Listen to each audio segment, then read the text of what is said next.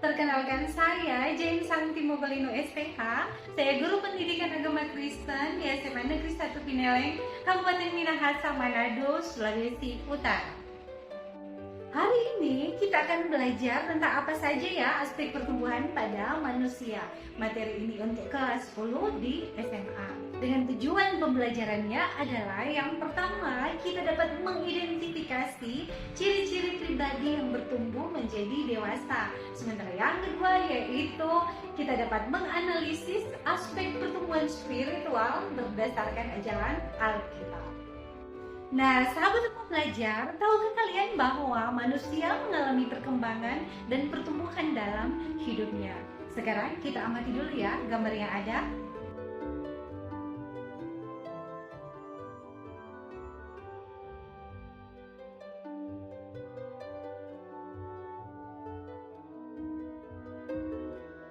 Nah, dari gambar ini kita sudah bisa dapat melihat bahwa manusia mengalami pertumbuhan dan perkembangan dalam hidupnya. Mulai dari bayi bertumbuh menjadi kanak-kanak, remaja, dewasa, sampai pada akhirnya menjadi tua. Namun tidak ada satu orang pun yang dapat menumbuhkan dirinya sendiri tanpa campur tangan Tuhan dalam kehidupannya. Sahabat semua belajar, apa saja ya aspek-aspek pertumbuhan pada manusia? Mau tahu? Kita simak yuk. Yang pertama adalah aspek intelektual, yaitu kita dapat menggunakan akal budi untuk menilai benar tidaknya sesuatu sehingga dapat berpikir dengan matang. Hal ini memang penting agar kita dapat berpikir secara komprehensif, mempertimbangkan berbagai hal sehingga keputusan yang kita ambil tidak secara gegabah, melainkan secara bijaksana dan tepat. Yang kedua adalah aspek sosial, yaitu kita dapat menjaga kelestarian dengan orang-orang di sekitar dengan cara saling memahami adanya perbedaan, saling menerima kekurangan, dan menghargai kelebihan orang lain.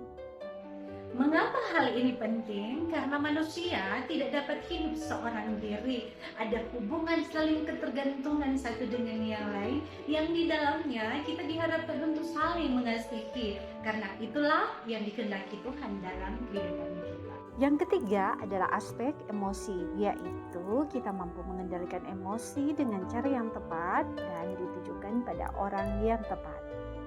Sahabat rumah belajar, memang kedewasaan seseorang tidak terletak pada usianya, melainkan pada tingkat kematangan emosionalnya yang mampu mengelola, yang mampu mengatur emosinya dengan baik sehingga tidak akan menyakiti orang lain atau orang lain tidak akan merasa terluka karena sikap dan perilaku yang salah. Yang keempat adalah aspek moral. Hal ini berhubungan dengan kaidah yang menjadi standar baik buruknya perilaku seseorang. Tidak menghakimi orang lain, melainkan menunjukkan kekudusan hidup sebagai wujud ketaatan kepada Allah. Yohanes 8 ayat 11.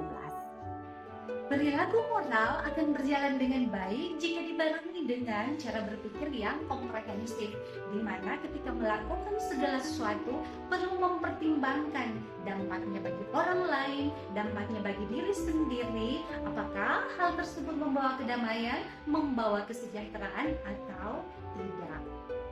Dan yang terakhir adalah aspek spiritual, yaitu menempatkan Tuhan sebagai yang pertama dan utama dalam proses hidup setiap hari, sehingga memiliki perilaku yang memuliakan Allah, mengalami pertumbuhan iman, dan hidup takut akan Tuhan.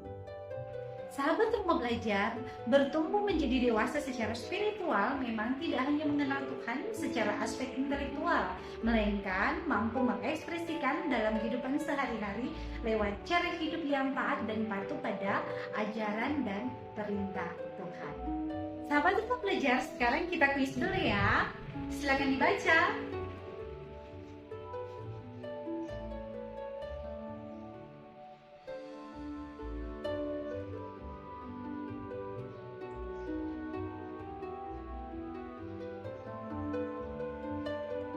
Kira-kira dari soal yang ada, jawabannya apa ya?